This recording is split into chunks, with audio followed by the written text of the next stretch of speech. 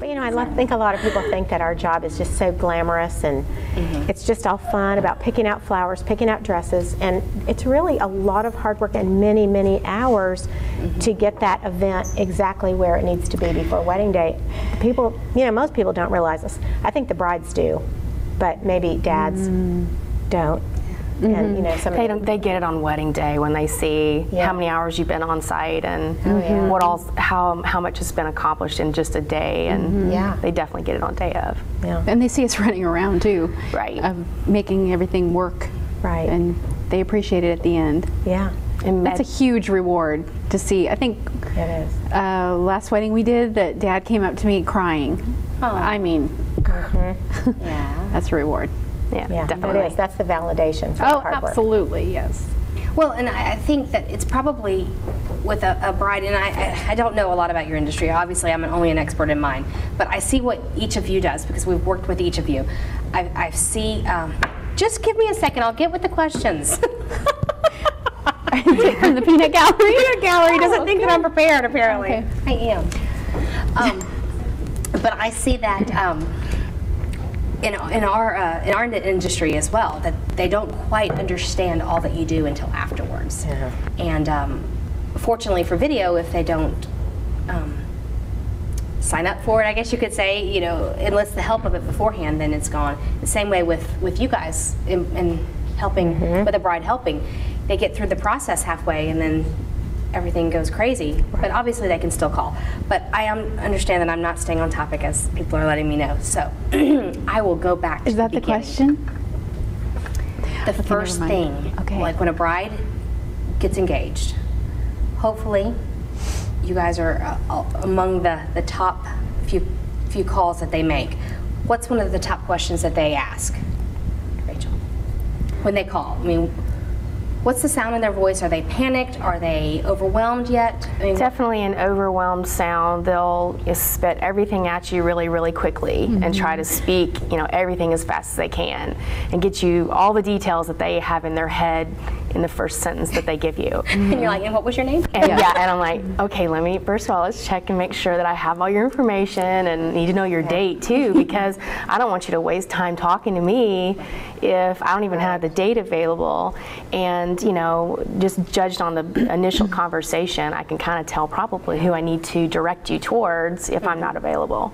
But no, it's usually just a real big spit out of everything that they want to tell you, and then they take a big breath. I have girls sometimes too that will call and they'll say, I just got engaged 2 days ago. I don't even know what to ask. I don't even know what to say. I just know that I need somebody to help me. And they really don't know. They really don't know anything at that point. So. Oh, well, I've got a lot of girls calling me saying, my mom lives in another state. She's here all by herself, and I have no idea what to do. And so it's my pleasure to step in. Right. I can only imagine that must be. Well, it's a little overwhelming for a girl who just got engaged to do this without her mom or any sister or any kind of support system. So I mean, if we can connect and we create that relationship, and I can go with her and plan with her, it's all good. That's right. Sorry. Somebody's popping the wine back. Another bottle of wine. And they tried to do it quietly. Who was that, JD? I just touched my mic. Great. So sorry. Okay. So I'm glad you laughed. Well, there's no hiding it, because there's 5 cameras. We're gonna laugh. To go back to you, Eileen, you said something that I wanted to touch on, and I'm trying to remember what that was right now. So give me a second to get back to that. How do you know how to direct them if they've only been engaged for 2 days? What's the first thing that you say to them? Rachel's probably saying, slow down. I always just tell them, take the little time to enjoy the engagement first. Okay. There's time to plan. Just take the time to enjoy being engaged, and don't turn into this bride that the groom no longer recognizes anymore. And he's like, oh my gosh, who have I just asked to marry? So. And I think that it depends on what I hear in her voice. I read people pretty well. So if I hear that she's panicked, I'd probably take the tack like Rachel's saying. But if she says, I want to get married in March and it's already October, then I'm going to start asking diagnostic questions, you know, well, how big do you want? What do you see in your head? Do you want a seated dinner for 500 people? You know, and if she says, well, no, you know, I'm thinking just very small, intimate, I'd like to find a little barn somewhere, then I'm like, well, that's probably doable. You know, no need to panic. Yes. But if she's saying 500 people and she wants a ballroom and seated dinner, then we're going to have to really talk about what she really has in mind and if that's viable to think about 5 months of planning, because that's a lot of work, right, in a short time. Right. What Anita? What are some of the things that common questions that you get when the bride first calls you? Like Rachel said, they give you a lot of information at once. Where do I start? And then a lot of times the girls don't really know what they want. A lot of times they say, I know they've been planning this wedding for so long, but really they hadn't thought about flowers and they hadn't thought about colors. And I kind of reassure them that it's okay. The more we sit down and talk to vendors and I hear them talking about what they love or even what they don't love, and I'm taking notes, I can hear her repeat over and over what she keeps going back to, and at the end of the day I can say, okay, you're really loving blue hydrangea, or I mean, you keep going back to this. So her themes will form, and I try to reassure her that even though she doesn't know what she wants right away, it'll come. It just we just need to start somewhere, and it's usually a meeting between us and talking about stuff, and then we'll go meet with vendors, and her theme will form. It just takes a little bit. Now, and you do a lot of that. You meet with the vendor and the bride there together. Is that just so you're trying to help do the theme, or is that just... I let her talk and I take notes, and that just is a backup for our meeting. I can go back to my notes and say see what we talked about. It also helps on wedding day. If I see something that's not supposed to be there and we talked about pink and I'm seeing blue, that's not good. So, and that's taken care of before the bride sees it. That's right. That's right. Yeah. She will never know. Exactly. So, yeah. The secrets we could tell, ladies. You see from behind the scenes. Now that's a round table discussion. Yeah, I know. When do we do that, John? Oh yeah. So went wrong. Woo, fires we have put out. Right. So what, okay, so we've kind of talked about what their first initial feelings that they might be feeling. Can we talk about why it's important to hire a planner? I mean, because not everybody has budgets for it, and that we all understand that everybody has to take what they're given and do with what they can. If they're not going to hire a wedding planner, I also want to talk about that too. You know, maybe some tips that we can give them so that they have something to take away from this, that if they're not able to hire somebody, that they can kind of implement. And then, so yeah, I guess we can talk about that now. We can go there. Okay. Somebody help me keep me organized here. For You know, okay, one thing go I ahead. think is good, and you guys, I think, can help fill this in. So, and I'm sure you've gotten these calls like I have. Every once in a while, I'll get a call from a girl that says, I'm not exactly sure what you do. Do you do flowers? Are you the baker? Are you the caterer? Like, they're not really sure if we do everything or how it works. Do you get those some kind of calls? I do, a lot. You know, they want to know, well, can you actually do the flowers, and can you set up the tablescapes? And yeah, I mean, I've got a lot of abilities, but I can put wildflowers inside of a mason jar and wrap some raffia around it, but I can't do these beautiful arrangements that are, you know, composed really well. And I, you know, I try to caution a lot of my clients, you know, one stop is not always the best situation. Right. Try to find someone to help you guide the various areas, but find the professionals that specialize in their areas, because that's when you get 100% of what you wanted rather than 60% of this look and 60% of that. They just, the one-stop shopping opportunities are not always the best bet. Yeah. Definitely. Just the girls want to know what I do on the wedding day, and up until then they don't understand really what, I think educating them on what we really do.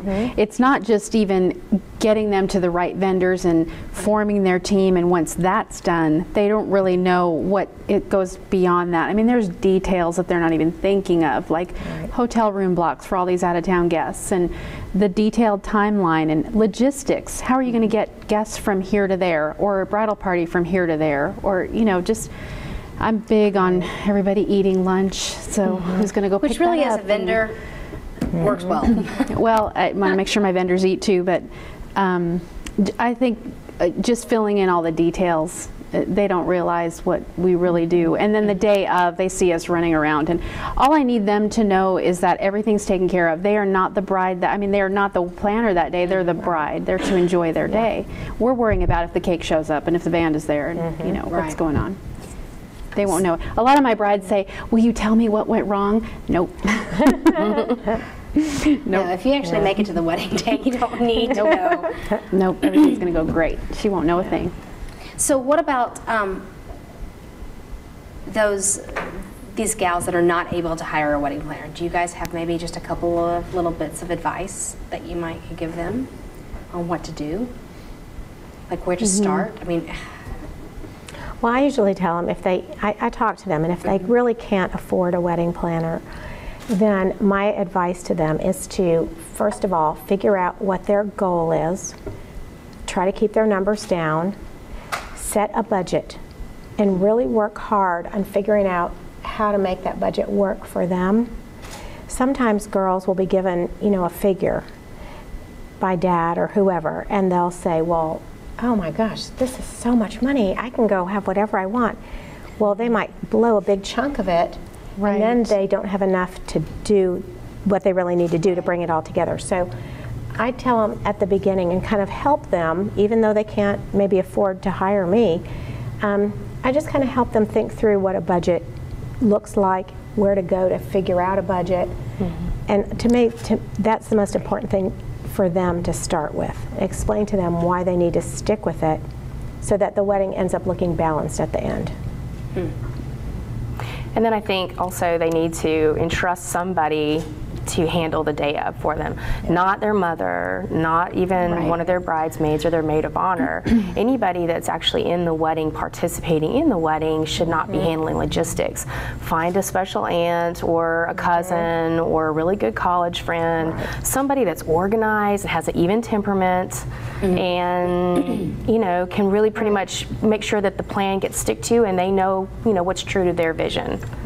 So I would say when you're hiring your vendors, make sure you are not having, I hate to say this because I know a lot of people love to do this, but mom of the bride doesn't need to be doing the flowers a lot of the times. That's a lot of responsibility. Even though they love to do this, she doesn't realize what her job is that day. So that's a lot of stress. I would say, like Rachel said, don't let who's within do a lot of heavy work. Let people outside help you as much as possible. And there's probably other jobs that if mom of the bride is a florist and is willing to help out, I mean, they can delegate. Yeah, they can absolutely delegate. I mean, that could be something they could do just to because I think people want to help, which is great. Oh yeah, they do. They want to help, but too many cooks in the kitchen, that whole phrase. But I think you could probably answer this more than anybody. Being a mom of the bride and a planner, wow, two different worlds. You have your own job as a mom of the bride, right? And then the planner is worrying about everything. Mom of the bride has a different, she's in a different world. She needs to focus on guests and her daughter, right? Oh yeah. You're the party host. Yes, she's the host of the... You really can't do both. No. I tried. It was very difficult. That's right. I said you could probably answer hard. that. Yeah. Definitely. I did have a bride of ours just text me that Rachel is planning her wedding, and she said, sorry for the uncontrollable vomit of words when you first we love it though. We love our brides too. We expect that. We expect that. That's if they weren't that excited about it. That's right. I got an email this weekend of a girl, she just got engaged, and she was telling me, just asking about video, and the way she was describing her fiance and how excited she was. Yes. I got excited for her. Yes. And it made me want to work with her because she was so in love and so excited. And you would think after this many years of this, you would be going, well, that's what we love. Yeah, the stories are great. Love stories and how they got, how did he propose and was she surprised and all those things. We love those things. That's why we love our job, and then it makes the wedding day so much better because we know the beginning and we know the from then till now, and then the culmination of the day, and now it's all we're all crying. Very sweet. It is very sweet. Yeah, the brides can throw up on us all they want. Had that literally too. I really would rather than give the information on the beginning than just hit me with the one question that a lot of, because you've never been married before typically, and you don't really know what to ask. So usually the first question that most brides will ask is, how much are your services? Well, that's a loaded question. And so I actually prefer the bride that will give me all of her details as much as she wants to give. Because I am actually able to give her a little bit more of an insight of at least an idea of where to figure me into the budget. Well, it's the same way with video. We call it the Baptist special. Where you, not offending any Baptist, obviously, but where you have the very, very short reception versus the throwdown. I mean, those are two completely different receptions, which in turn are completely different videos. And for you guys, it's the same. You are doing more work, I would assume, for because the band is arriving or not arriving, and the band doesn't like their stage and it's not big enough. And not saying that ever happens. Oh, you were on that wedding. That's on every wedding. No offense to any band person out there. You're on that wedding, though. Can we edit that? No. Nope. It's live. Bands are great. And they are. Love our bands. But every vendor has their own requirements that they need. So we'll go into a different topic. What are some of the other things that, like problems that come up when in the planning process? Like, what are some major red flags that you might get a call about at 11 o'clock at night?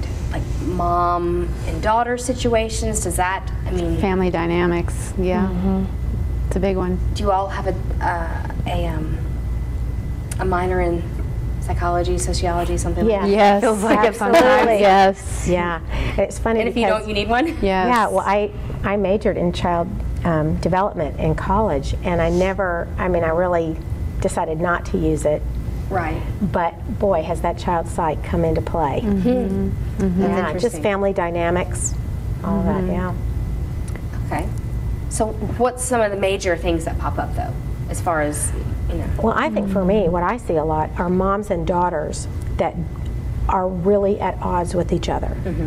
They really love each other, but what I'm seeing, and my daughter, who's an anthropologist, has explained this to me in big words, is that when a daughter and a mom get to the place where they're planning a wedding, the mom has all these expectations of bonding with her daughter, and this is going to be a wonderful time of bonding and love, and they're going to do this all together.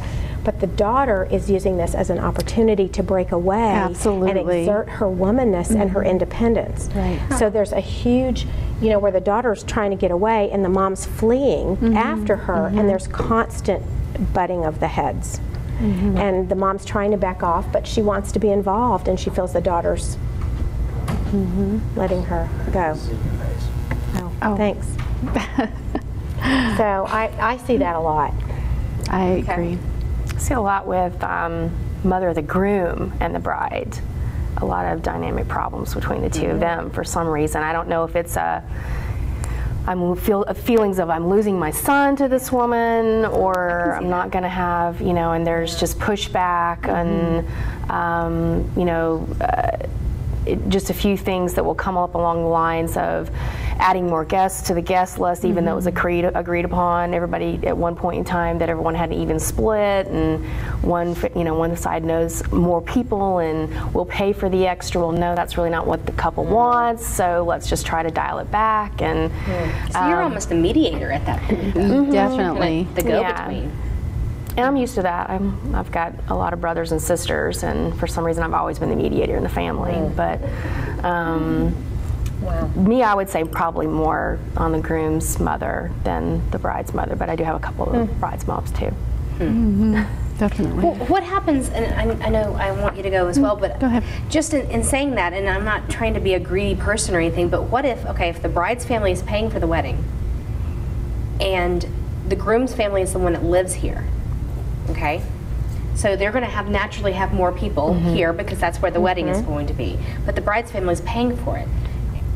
Does the bride's family, do they have any problems with paying for guests, like 3,000 guests that they've never even heard of? Sometimes, yeah. I was just curious about that. That's got to be really sticky. Well, that's what determines your budget is your guest list. It starts there. So, I mean, if you cannot afford to have 1,000 people, the groom's family's going to have to cut back somewhere, local or not. There's got to be a line. So, and it's you don't find where the groom's family wants to help contribute? I mean, is that a way around that? Some do. Sometimes. Some do, but this is actually the first time that the bride and groom need to stick together as a team, Absolutely. though. This is like one of their very first tests as a couple is to be there and be a partner for each other. That's right. And so, you know, it can't just be all on the bride to talk to the groom side of the family to scale it back. They need to be a united front going back and saying, this is the plan and we're going to have to stick to it. And then if mom of the groom and bride, and then there's poor groom. Right. But he can't just say, honey, you deal with it, and this is my mother. No, he's got to step up to the plate, too. Yeah, that's probably the first thing I tell my couples, or my brides, when they're in front of me really upset. I'll say, where's your groom on this? And if she says he's with me, you have nothing to worry about. Right, nothing to worry about. You stay together, and that's it. You stay together. Okay, that's neat, though. I'm getting several text messages from various vendors around, and they're all. I'm glad more than 9 people are watching. No. If you just like to tell yourself that only 9 people are watching, okay, that's good. Ahead. Okay, that's good. Go right ahead. Go ahead and stop that. Okay. Considering there's like. I don't want to know. I don't want to know. I don't want to know. But just on the vendor side, how much less stress there is at a wedding when there is a great planner in place. Because when there's not a planner, it's got to go to somebody. Who does that? I know. I always wondered. It's got to be if it's you not guys. A mom. If it's not a mom, or mom has already, she's crazy and she's trying to deal with something else. As far as the timeline of the day, it usually falls to photographer and then videographers next. Now, there's a lot of photographers around that you know, might be very soft-spoken and maybe not have a lot of experience. And if that's the case, they're not willing to speak up, then of course I will be happy to be that loudmouth and boss people around and laugh in the peanut gallery. Thank you. Karen, that's not yeah, we didn't add that in post. But it's so much easier because you're actually able to concentrate on your job when everybody's just doing the jobs that they were assigned to. And if there's not a planner, then it is tough to try to keep everybody on track. Honestly, I cannot imagine. I mean, we've all done some pretty big weddings with a lot of things going on. I cannot imagine doing a production like that without a planner, without somebody saying this is how it has to go, because we have to know the overall picture and logistics and I mean, I don't know, like the Elliott wedding even. How do you do that without somebody making time for editing and well, no, a same day edit will never be done without a planner. That's yeah, that's got to be a requirement almost, but yeah. It is. If it wasn't before, it is now. That's right. Yeah. I think it's got to be incredibly hard. And I think everybody has to be super flexible because there is no structure. There is no one to be overseeing any details whatsoever. So it's kind of, I guess they just have to be prepared for whatever happens. And know how to put out the fires. And hopefully nothing will go wrong. Yeah. Hopefully nothing goes wrong, Have you guys ever done a wedding where nothing went wrong all day long? Everything was just peachy? Really? Okay. Several times. Like when you had other vendors involved? Yes. Yeah, absolutely. I mean, you've come to weddings of mine where you didn't do anything wrong, right? I know, but I wasn't the only vendor. I mean, I'm just talking, I'm not saying we're throwing people under the bus because, you know, we want to keep this thing positive. But, you know, I don't know, what are some things, little tiny things that I would even... It doesn't have to be, obviously, vendors. I mean, anybody that we work with are professional and they're going to do their job, and that's what's great about also having a planner is we know to form a great team, and we know how that day is going to run. We know we can count on our vendors and their professionalism, and we absolutely know what's going to happen. There are things that go wrong that you just cannot anticipate, like the bride getting sick right before she walks down the aisle. You have no idea how to anticipate that. Yeah, that has nothing to do with vendors, but I didn't mean for it to be. No. I mean, vendors can, they're absolutely wonderful, but the things that happen during the day, you just cannot I mean, we'll be delayed an hour, and that's what it takes. We can't do it without the bride and the groom, so we'll do whatever it takes. And I think that's what makes a good planner too, is that I know that all of us are very prepared. So that we have emergency kits, that we can take care of anything that happens, anything that comes up. We're there to fix it. I remember a wedding a year ago. A bride had a beautiful gown that came from New York. It was very, very expensive. She walked out of her suite to go down to the ballroom, and she did not see a tray, a food tray, that was left on the floor by her next door neighbor in the hotel with barbecue sauce on it. Oh, no. And her dress just dragged right through the barbecue sauce. And then it kind of brushed up against the wall and then smeared up her dress. This was before the wedding. Oh, no. So, you know, I had everything in my kit to get it out, and by the time she walked down the aisle, nobody even could tell it was there. So there are always little things like that that might happen, but we're all prepared to handle stuff like that. Yeah, there's usually, you know, a bouquet of flowers that brushes up against the gown and puts, you know, a stain on it, so we got to get some wipes out and treat it and go through the various things that we've learned from a couple of the bridal salons here in Birmingham. So I was just going to say that, because we have such good relationships, we know how to do this. We can pick up the phone and call you know, our friends at the White Room. That's right. 4 o'clock in the afternoon. That's right. No one could figure out how to bustle, and there wasn't a planner. It was not her gown. And I was like, you're going to have to teach me, because no one could do it. They couldn't. I don't know what was going on with it. Oh, it was awful. Or what about just being able to pick up the phone and call Mr. Birch when there's That's right. When missing shoes. I mean, as soon as something goes wrong, you just make a phone call and on a Saturday night. Get it. That's right. Exactly. I mean, I'm sure you guys tell the guys to try on their tuxes before the day. It's on my timeline. It's on the timeline. It's on everything I send out to those groomsmen. Do not leave the store unless you try on everything. And somehow they just think that it'll just fit. They just don't. Well, I gave them my measurements. It'll be fine. Right. But if it isn't, Mr. Birch will always come and fix it. That's very good. Right. Yeah. They will. And also, a lot of the girls worry, will we as the planners not know how to bustle their dress? Or they don't understand that we work with a lot of these bridal shops, that we know how to bustle each store's dresses. Like, where did your dress come from? Or the White Room? Well, no, we know how to handle it. So it's... Okay. What have we touched on that we wanted to go back to? What was that? Why you need a planner. Okay, Anita, would you like to tell us why you need a planner? That was good, Anita. Sorry. Why you desperately need a planner. Well, I would take the opposite tack and just say why some girls may not need a planner. Okay. I think for a girl that's having a very small, intimate wedding, maybe 20, 30, 40 people, maybe in their backyard, and family and friends are catering, and she's just going to get dressed at home. I don't think that bride needs a planner, honestly. I think her family can handle it. But, you know, if it gets bigger than 60, 70 people and you're at a venue where you're involving vendors that are coming in, catering and photography, then you probably are going to need somebody to help. But truly, not everybody does need a planner, and for those girls that just have those small, you know, easy events, I think that they're fine. What do you guys think? I agree. Yeah, I definitely agree.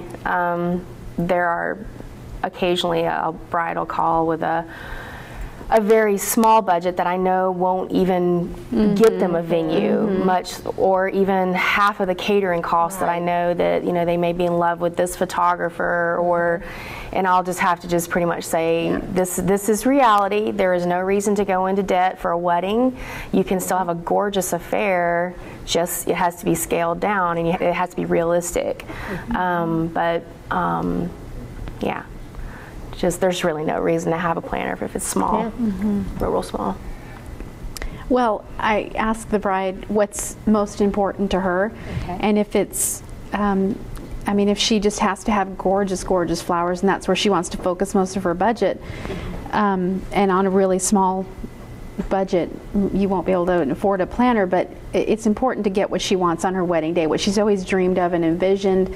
It's important to me to see that she gets what she wants, and that might not allow me to fit in, but I can guide her in the right direction. At least we know, we've already done the footwork. We know these vendors well. The wedding industry is a very tight, close-knit industry, and I love that because I mean, I have an assistant, but I work on my weddings myself. I am my business, but I know we're all members of ABC. I can literally hand my notebook to any one of these women and they can take it.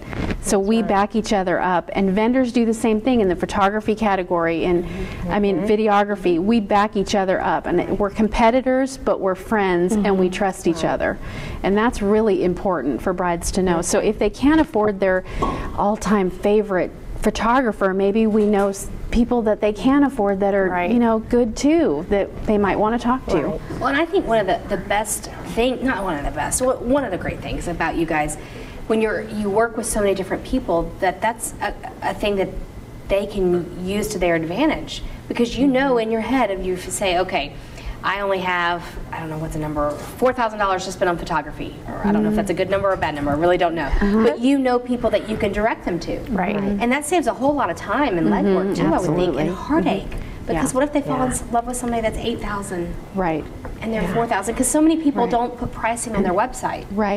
And I would think that you guys can really help guide them in that direction that they need to. Well, I think too, the collective wisdom that we bring is unbelievable to anybody, and we obviously don't charge what we're really truly worth, but I second that. I would have cry so much to know wisdom, how many hours really, that we give to a bride about what to do, what not to do, how to do it, what to avoid. This is going to trip you up if you do it this way. It's best to do it this way. That's invaluable for somebody planning an event, really, truly. And why would you not want that?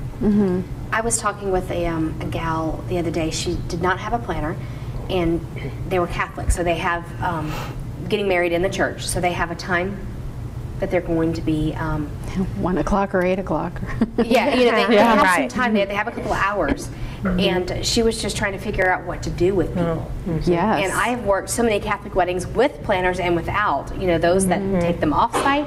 It's, you know, in the little bus is a good thing. You know, I would think that's something that you guys plan for them. You know, let's just do this, because this is the reason why you Transitions do this. is huge. Transition is Thank key. you, Rachel. Transitions are huge on wedding day, and knowing how long those transitions will take, and timeline issues are probably, I'd say, the biggest problem that people who are, you know, taking care of their day themselves run into. The biggest problems is with their transitions and not building enough time in for everything to take place like it should. Yeah, I agree. Okay. I think also all of us have done weddings out of state, and we get to know. I mean, Elaine and I are not from the South; we're from Los Angeles, and Alaska. Alaska. So I mean, we're not. I know we're not really from the South, but we have been here long enough that we know the South. But we can take the traditions and customs from other states that we're from and bring them here, like what you just said. That's pretty much New York is what they do. They get married in the afternoon. What do you do with these people? I can tell you what they've done. It's kind of like we can bring ideas from other states here to give them ideas on what to do with their guests if they come up with something like that. So that's. And I would think when you come up with something like that, even though you might have done it several times, the bride who this is her first wedding might think you're a genius. That's going to feel great. That is kind of fun. Oh, you're so smart.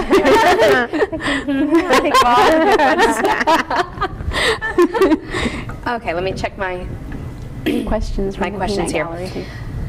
Common mistakes that. Wait, hold on. This is Peanut Gallery right over here. I'm trying to. The taste of the bride might be different from the taste of the planner. How does that work out? Do you even get hired if you're completely? I mean, I guess. I don't see that happening in mine, because I work so hard at developing the bride's vision, like Anita was talking about. I think that's a big part of what we do, is making sure that the wedding is truly all about what the bride sees in her head. And even if she doesn't know what it is at the beginning or can't say what it is, she sees it up here, and it's our job to get it out. So it may not be anything to do with what I would pick, but it is what she would pick.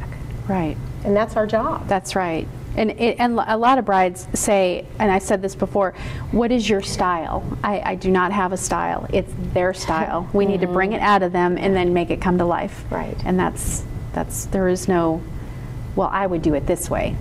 This is what the bride wants. I try not to say no to a bride. I try to figure out how to get it. Like if somebody wants karaoke at their wedding, I don't say no. I'll find somebody to do it. So it's, you know, whether I agree with it or not, it's... Yeah. Oh, we all know you're going to be first up on that karaoke. Well, yeah, heck yeah. No, thank you. Rachel, do you have anything to add to that? Sure, just this past weekend, other than, you know, the hug at the end of the night when the bride and groom, oh, it was wonderful, it was just perfect, I couldn't have asked for anything more. One of the nicest things I like to hear is just a passing guest talking to another passing guest. This wedding is so them. Yes. And that makes me feel like it was really hit, you know, the nails hit on the head, definitely on the wedding, if it reflected them and they get it. So I never thought about that. I never thought. It's nice to know that when a guest sees it, that this is really that couple, that you've done a good job helping them bring forth their wedding day. And also when mom and or dad come up to me at the end of the night and say this is more than what I expected, love that. That's my goal. Of course. I think too for all of us in our pictures, that where you can go online and see our pictures of weddings, that so many of our weddings look very different. They are different, And it's because each one, what you're seeing is that bride's vision. You're not seeing what we are or who we're about. You're really seeing so many different weddings because they are reflecting the bride. Right. Interesting. Like putting a cake on a swing. Yeah. That was terrifying. Let me just say, it was terrifying when she told me she wanted to do that.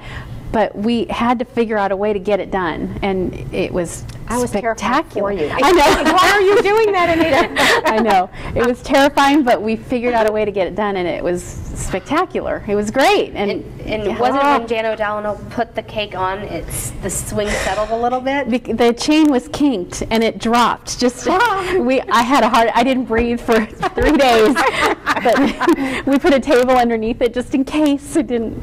Yeah, but it was very cool, But that's neat, and I know that actually, I've seen that picture on Pinterest now, but that brings up Pinterest because Pinterest is such, it's everywhere for our brides right now, and what if they bring in a box to you? I'm going to look at you, Rachel. And if I just hand you this huge box of things that they have created from Pinterest, how do you know where that stuff goes? I mean, do you guys discuss that beforehand? Oh, sure. Okay. I mean, the initial consultation is tell me the nuts and bolts of everything, but now show me what just makes you go, ooh, you know, ooh la la over, you know, and just, I want this or I want that. Okay, well then tell me what about that it really talks to you. And I love it when they've got a Pinterest board. I've only had one bride one time tell me she wasn't a Pinterest bride, and my mouth about dropped open when she said that, because there's something for everyone on Pinterest. Doesn't matter what your style is. Right. But I think it's searchable, which you like. Well, yeah, I love that it's easily searchable, and you know, I think sites like Martha Stewart Weddings and The Knot and all that are very helpful to us because they really help the bride say what she does like and what she doesn't like, and that's very helpful to us. Oh yeah. So. Absolutely. Uh-oh. You're laughing. Are you getting a question? We just have some great vendor friends that think they're what are they wanting? What are they saying? I know. Who's asking these questions, Angela? Well, I have some questions from some brides, and then Peanut Gallery have asked a couple. I haven't received one from them in a while. And then various vendor friends have been texting through the time. But it's nice that they're joining in. Yeah, are they asking questions or are they commenting like, we're talking too much? No, if they would like to ask a question, they go right ahead because, you know. What, Peanut Gallery, what have we kind of touched on and what do we need to go back on? Over. Horror stories. You know, do you guys get asked that a lot? I get asked that, like, what's your worst wedding story? I mean, every single wedding, I'm just like, really? Do you really tell them, though? Well, no, I really try do not to, I'll tell you, the one thing that drives me crazy is there's at least 1 or 2 groomsmen when I'm pinning on a boutonniere. Oh, ow! Isn't that true? Really? That is so true. It happens at every wedding, and that's so funny. Unfortunately, there's always one flinch out of me, though, and it makes me mad that I even flinch. Because you're expecting it. Because I'm expecting it, and I still flinch.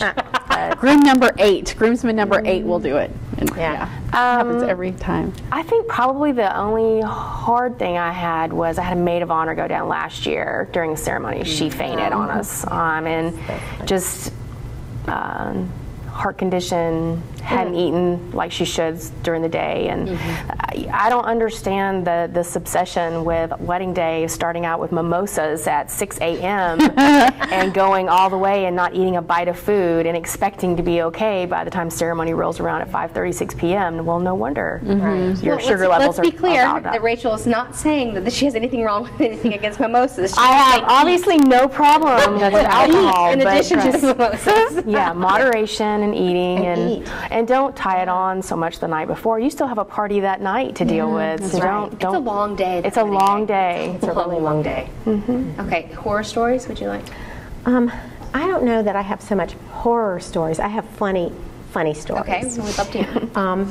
Well, one was many years ago. I had a bride that her family was from California, and they were staying at a local hotel here. Dad came in from California, dad of the bride, and ordered room service.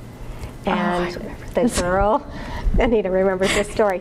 So at this particular hotel, they had women that would deliver the room service trays at that time. They don't use women anymore for this very reason.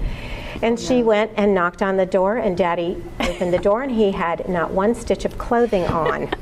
And so the girl with the food just dropped the tray and ran down the hall.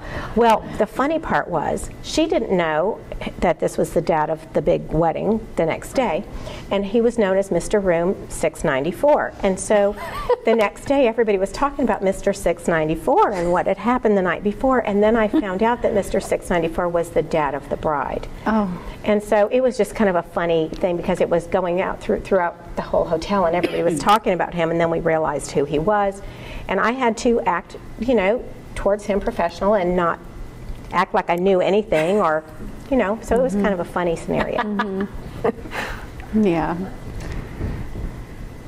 You who've had, that I know you've had fathers with the bride go down, you've had some tough situations over the last couple of years.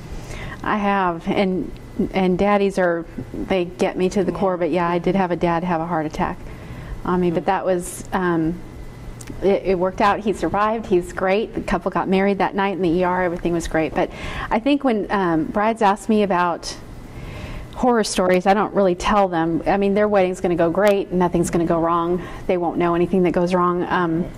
Hard weddings, though, I've dealt with some hard weddings. Yeah. Just, like you and I have done, very difficult weddings. Dealing with a celebrity wedding, that's very difficult.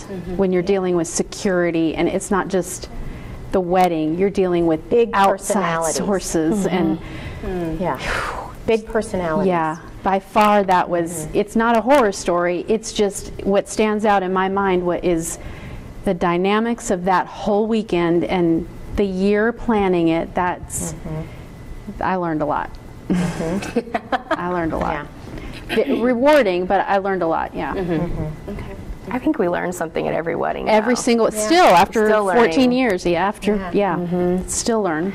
And then, people will ask, which shows do you like? Do you like the Bridezilla shows, or I don't watch any. I don't watch them because they drive me crazy. Because you see the problem coming a mile away that they're setting up, and I know it's Hollywood and it's drama, but you're just. Okay, I can't stand that because that would never happen on one of my days. Right. I was waiting for that when my father of the bride went down. I was waiting for this is drama, right?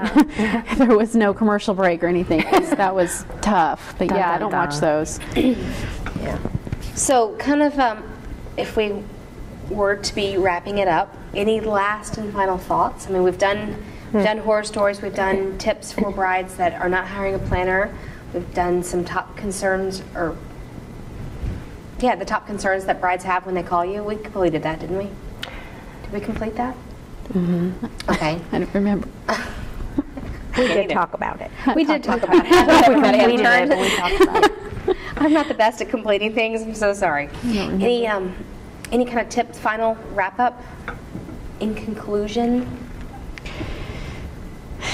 I've just got one thing that I think is really, really important, and I tell each of my brides and grooms this within the last month before the wedding, that at the end of this whole planning time, they've spent all this money and hours and hours and hours on details, that really what it comes down to is they're marrying their best friend. That's right. And if everything goes wrong, that it won't, chances are there's not going to be a hurricane or anything, but no matter what happens, they need to keep in mind that the reality is they're marrying their best friend, and that's what it's about.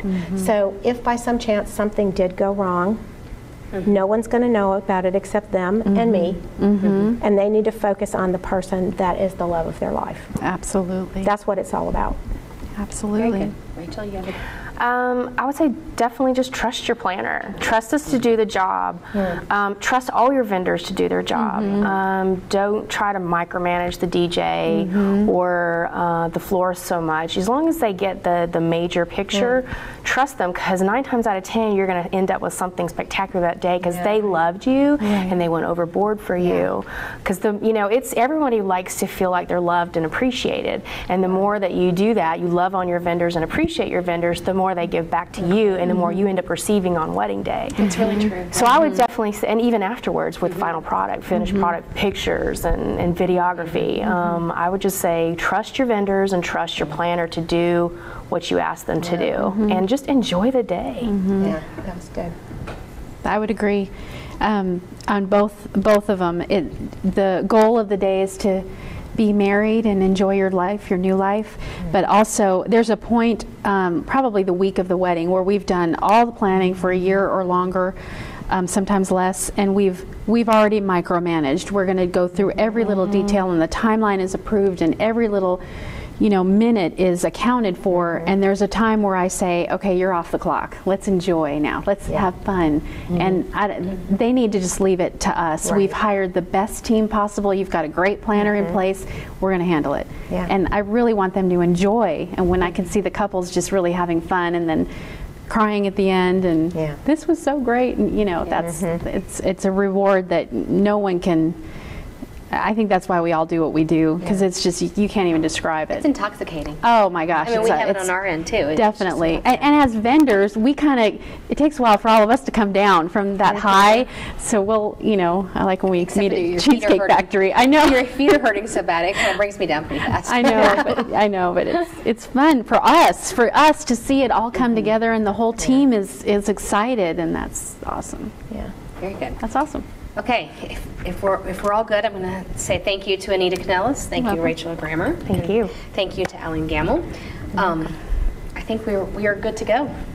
Can we have a cupcake now? Thank you, Main Street Production. Yes. John and Angela. And Thank you. Well, I just appreciate everybody. I'm sorry. Thanks, Peanut Gallery. Yeah, Peanut Gallery. Woohoo! No, and this is really great because John spends a whole lot of time editing. A whole lot of time editing. And it's never really enough, and he spends a lot of time on a wedding day shooting, and this just allows him to do something completely different. And in a way, it re-energizes him, and we appreciate everybody helping us. So we have a lot of fun, right, hon? Thanks. Thanks, Andy. Thanks, Jeff. Thanks, Karen. Thanks, JD. Thanks, Laura. Jeff. I just thanked Jeff. Keep on going. Thanks, Allison. Thanks, Jay. I think that's everybody. We have fun. Thank you.